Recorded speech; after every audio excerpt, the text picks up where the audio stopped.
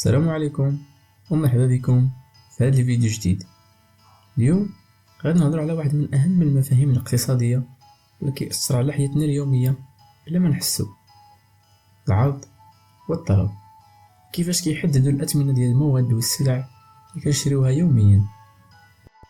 بزاف ديال الناس كيتسناو الحكومه كل مره باش تشرح علاش الطماطم طلعت وعلاش الزيت زاد، ولكن السبب الرئيسي غالبا كيكون راجع لهاد التوازن او لا توازن بين العرض والطلب.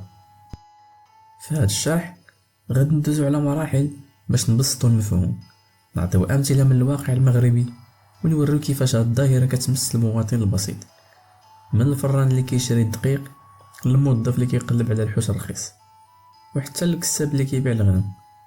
الشرح غادي يكون بلغه بسيطه وبالدارجه باش يوصل لكل شيء. غادي نعتمدو على امثله من السوق المغربي وحتى بعض السلوكيات اللي كتساهم في المشاكل بلا ما نفيقو بها. خليك معنا وتفرج، حيت حتى انت اكيد كتعاني من الغلاء ومحتاج تفهم منين كيجي وكيفاش يمكن نواجهه.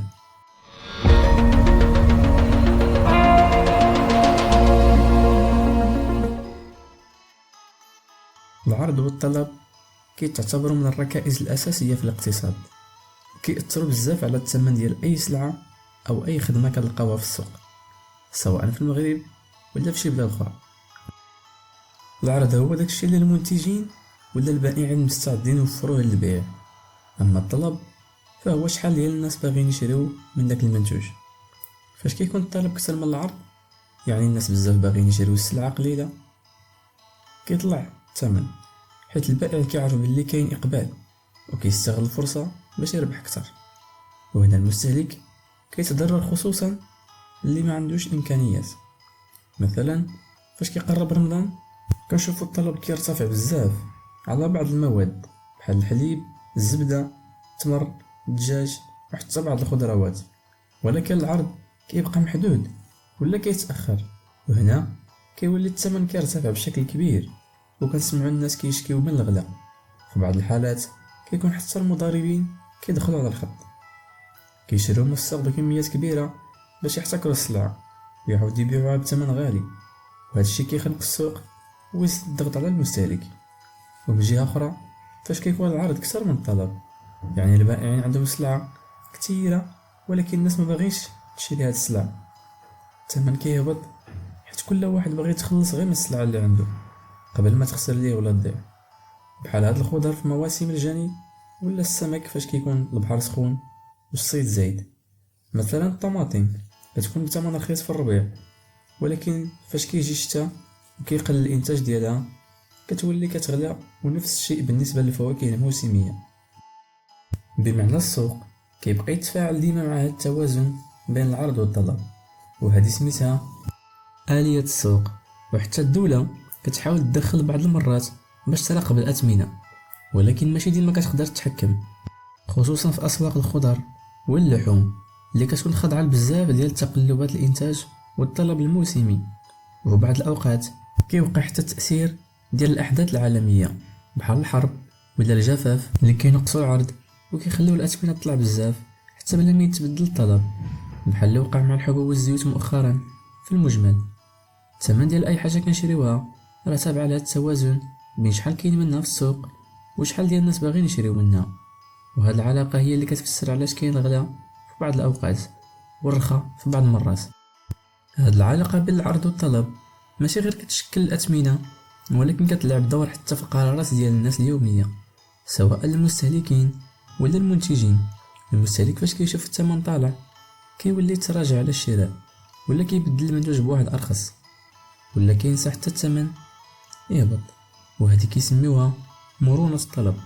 يعني كيفاش المستهلك كيتفاعل مع تغير الثمن. مثلا الا كان اللحم غالي بزاف الناس كتولي كتقلب على الكرعين، الدجاج كبديل. ومن جهه اخرى المنتج ولا الفلاح كيشوف فاش الثمن كيطلع كيتشجع ويزيد في الانتاج، ولكن هذا الشيء ما كيتحققش مباشره حيت كيخص الوقت.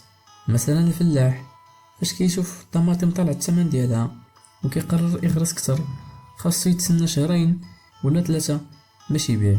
يمكن حتى داك الوقت يولي العرض زايد بزاف ويطيح السوق، وهنا كيخسر نفس الأمر كينطبق على الصناع والتجار، فكل واحد كيحسبها باش يضمن الربح وما يخسرش.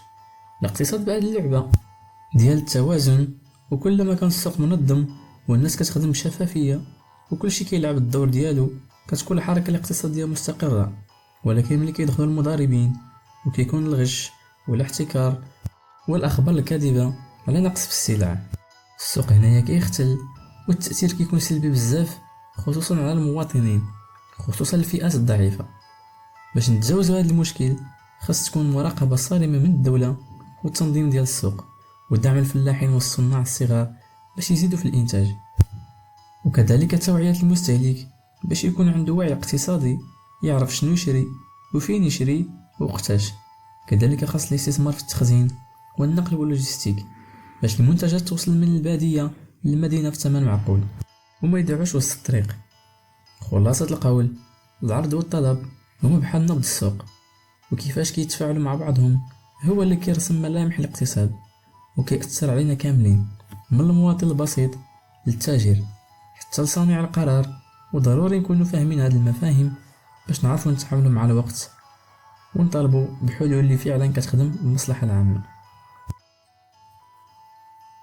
وحتى لهنا كنكون وصلنا لنهاية الفيديو. نتمنى تكون شرحت لك مزيان شنو هو العرض والطلب وكيفاش كيتفاعلوا باش كيأثروا على الأثمنة في السوق.